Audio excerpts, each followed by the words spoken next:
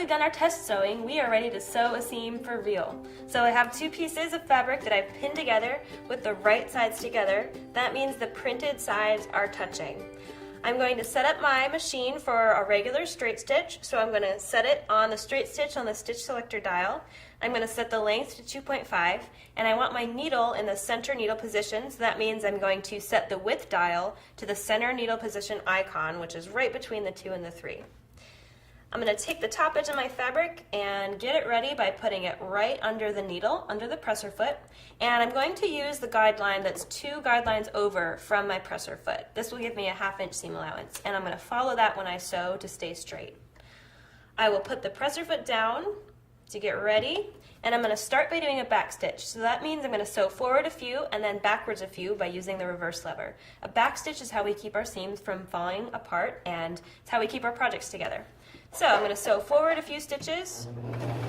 I'm going to hold the reverse button and push the pedal to sew backwards a few, and then I'm going to keep going forward.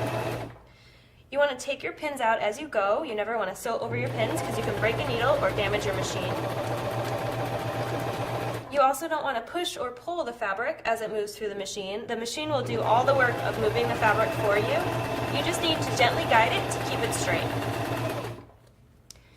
And when I get to the other end, I'm going to end with another back stitch.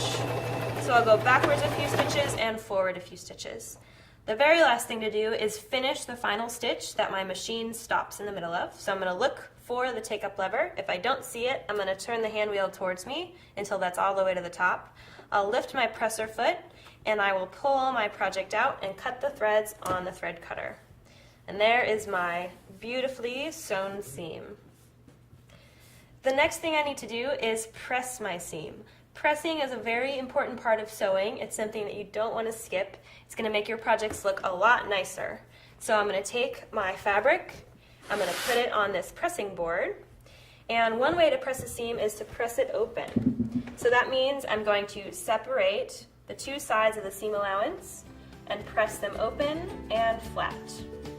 It's going to make my project look nice and crisp and professional.